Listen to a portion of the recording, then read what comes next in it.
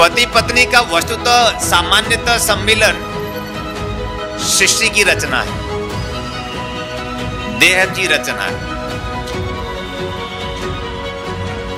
मात्र देह की, प्राण की नहीं, आत्मा की नहीं। तो जो संरचना हम करते हैं उसमें प्राण तब आता है जब जन्म हो जाता है। जब हमारा जन्म होता है तो विश्वामित्र संहिता में उस ऋषि ने लिखा है कि प्राण चूंकि वायु है, प्राण चूंकि व्यापक है, वह बाद में जीव में प्रवेश करता है, वह ऊर्जा आलोक है। दो जीवों का परस्पर सम्मिलन सृजन है। हमारा सृजन हमारे माता पिता से हुआ है, हमारे देह का निर्माण हमारी मां ने किया। और जब हम जन्म लेते हैं और वह सब देख रहा होता है, उससे कुछ छिपा नहीं हुआ होता है,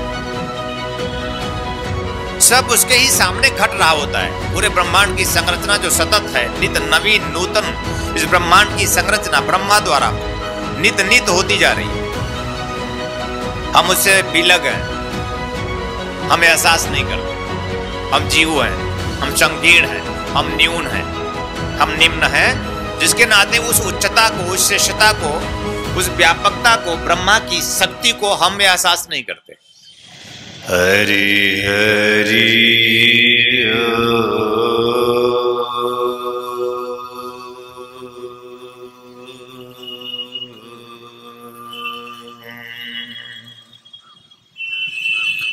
ओम देव शांति शांति परमात्म प्राप्ति ओम देव शांति शांति परमात्म प्राप्ति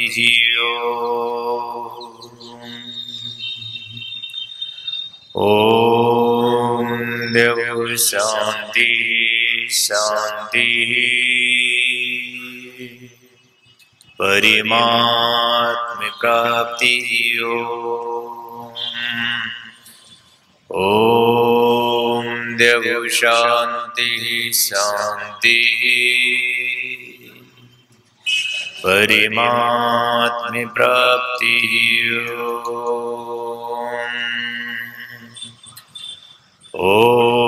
देव शांति शांति परमात्म प्राप्ति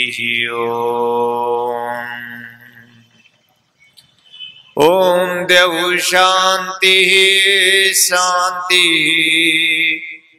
परमात्म प्राप्ति ओम देव शांति शांति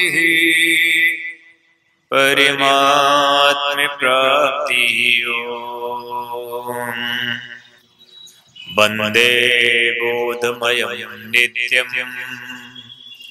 गुरु शंकर रूपिणं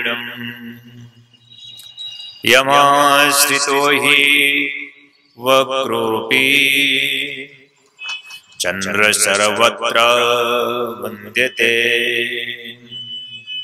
हरि हरि ओम हरि हरि ओम।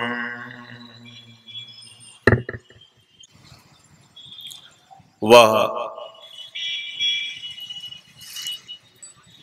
जिसके संबंध में हमारे सद्धर्म सदशास्त्र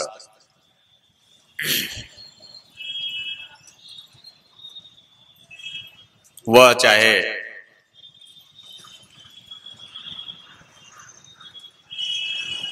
बाइबिल हो, कुरान या गीता, या हमारे उपनिषद, वेद और पुराण,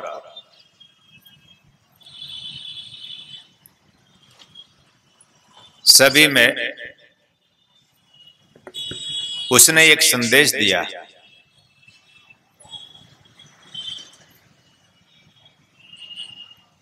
कि यह पूरी सृष्टि मेरे से ही उद्भूत है। इस पूरी सृष्टि का नियामक मैं हूं। ध्यान रखना कि वह कौन है। पूरी सृष्टि की रचना मैंने की है। वह जिसका कोई नाम नहीं है, जिसका कोई रूप नहीं है, जिसको ऋषियों ने जिसने जाना कभी शक्ति कहा, वही शक्ति जो ब्रह्मा में स्वरूप लेता है। जब ब्रह्मा का स्वरूप बनता है तो ब्रह्मा स्वरूप में उसने इस सृष्टि की रचना की। ब्रह्मा ने नहीं, ब्रह्मा जाने गए उस शक्ति से। ब्रह्मा जाने गए उस शक्ति से। उस शक्ति का कोई नाम नहीं है। वह शक्ति जब जब भी किसी जीव में अपने आप में चैतन्य होती है तो उसके नाम से उसका स्वरूप प्रकट होता है। और ब्रह्मा ने इस सृष्टि की संरचना करने की क्षमता प्राप्त कर ली उससे।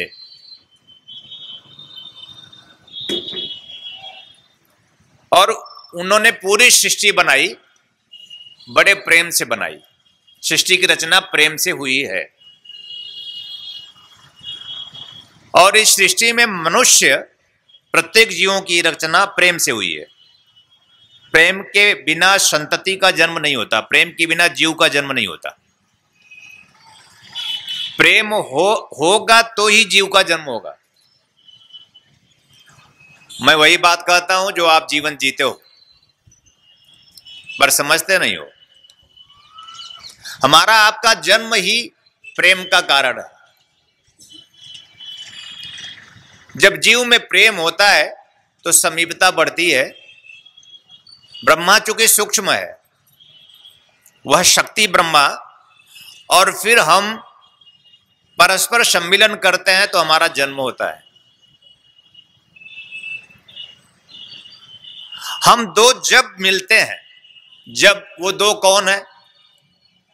वो दो पति पत्नी हो सकते हैं, वो दो भक्त भगवान हो सकते हैं, वो दो गुरु शिष्य हो सकते हैं। पति पत्नी का वस्तुतः सामान्यतः सम्मिलन सृष्टि की रचना है, देह की रचना है, मात्र देह की, प्राण की नहीं, आत्मा की नहीं। तो जो संरचना हम करते हैं उसमें प्राण तब आता है जब जन्म हो जाता है।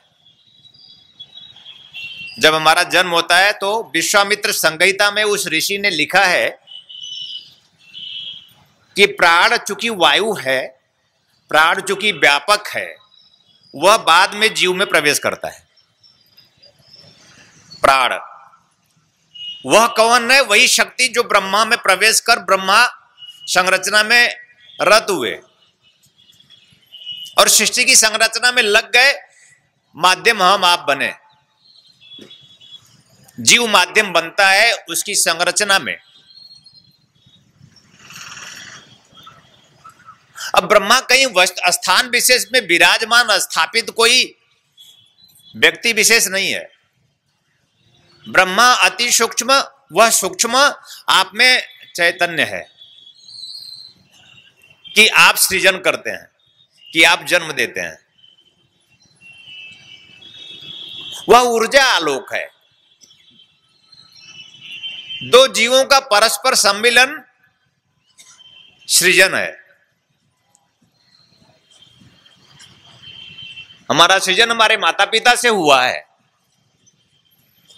हमारे देह का निर्माण हमारी मां ने किया है।